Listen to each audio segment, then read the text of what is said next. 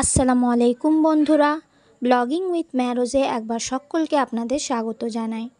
তো এই তো দুদিন ধরে বিয়েবাড়ি চলছিল, যার জন্য আমি একটাও ভিডিও দিতে পারছিলাম না ভালো করে। আর এই তো ঘরে এসে এই দেখুন আমি প্লেন সাদা ভাত বসিয়ে দিয়েছি।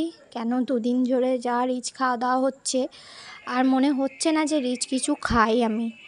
তো এই দেখুন এইদিকে আমি সাদা ভাত বসিয়ে দিয়েছি, ভাতটা আমার ফুটেও এসেছে।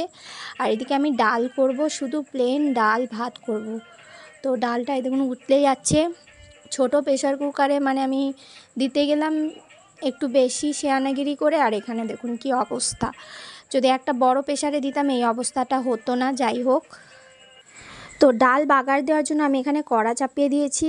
ডালটা ঠিক আমি বাগার দেবো না, মানে একটু অন্যরকমভাবে রান্না করব। তো এখানে সর্ষের তেল দিয়ে দিলাম, আর সর্ষের তেলটাকে আমি ভালো করে গরম করে নেব। কেন সর্ষের তেলের একটা কাঁচা কাঁচা গন্ধ ছাড়ে, ভালো করে একে গরম না করলে যেন একটা অন্যরকমই গন্ধ লাগে।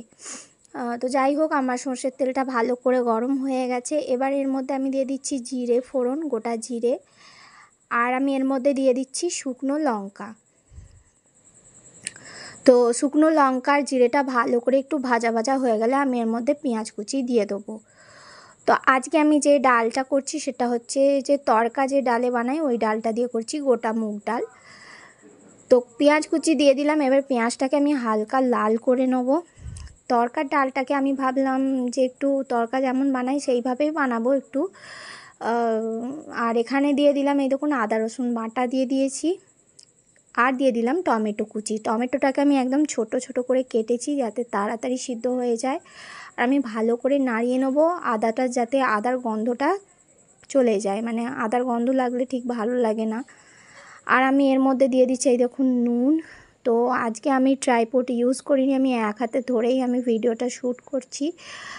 আর শর্ট টাইমের জন্যই করছি, কেন অনেক দিন ভিডিও দেওয়া হয়নি, সেই জন্যই আমি তাড়াহুড়োর মধ্যে দিয়েই ভাবছিলাম যে যা হচ্ছে ঘরে আমি সেটাই দেখাবো। তো নুন দিয়ে দিচ্ছি। নুনটা দিয়ে দিলে টমেটোর মধ্যে কী হবে, টমেটোটা তাড়াতাড়ি সিদ্ধ হয়ে যায়। তো এই মশলাটা কষানো হয়ে গেলে আমি একে একে আরও কিছু মশলা দেবো। হলুদ আমি দেবো না, কেন ডালটা সিদ্ধ করার সময় আমি হলুদ দিয়েছি। তো এখানে আমি জিরে গুঁড়ো দিয়ে দেবো, আর লঙ্কা গুঁড়ো এইসব কিছুই দেবো না, কেন আমার মেয়ে খাবে আর ম্যারোজ ঝাল খেতে পারে না, সেই জন্য আমি ঝালটা দেবো না। তো ভালো করে আমি নাড়িয়ে চাড়িয়ে নিচ্ছি। আর এই দেখুন কি অবস্থায় না হয়েছে আমার প্রেশার কুকারটা একদম। তো একে আমি খুলতে পারছি না, তো যাই হোক খুলে ফেলেছি। এই দেখুন ডালটা আমার একদম ভালো সিদ্ধ হয়ে গেছে। এবার আমি একটু ঘুটে নেবো। ঘুটে নিলে কি হবে, একদম মিহিভাবে ডালটা স্মুথ হয়ে যাবে। আর এর সঙ্গে একটু ডিম ভেজে নেবো, তাহলেই ব্যাস রাত্রের খাওয়া জমে যাবে। তো আমার মশলাটা কষানো হয়ে গেছে, ডালটাও দিয়ে দিয়েছি। ডালটাকে এবার ভালো করে নেড়ে চেড়ে নেব। তো তা আমি এখানে কি করছি, প্রেশার কুকারটাকে আমি ভিজিয়ে দিচ্ছি, কেন না হলে উঠবে না, যা অবস্থা করে ফেলেছি আমি প্রেশার কুকারটার। তো আপনাদের সঙ্গেও মনে হয় ঘরে এইসব ছোটোখাটো ভুলগুলো হয়েই থাকে সবার সঙ্গে, সংসার জীবনের সঙ্গে, মানে এগুলো জড়িত রান্নার সঙ্গে। তো এখানে আমি একটু আলুর দম মশলা আছে আমি এটা দিচ্ছি। তো আমি তড়কা মশলা এখানে নেই তাই দিতে পারলাম না, কিন্তু আপনারা একটা জিনিস লক্ষ্য করবেন, এই আলুর দম মশলা, তড়কা মশলা, ডিমের ঝোলের মশলা, মাছের ঝোলের মশলা অনেকটাই দেখবেন স্বাদটা একই রকমই থাকে, কেন জানি না, আমার তো তাই মনে হয়। একটু ডিফারেন্স হয়, খুব বেশি হয় না।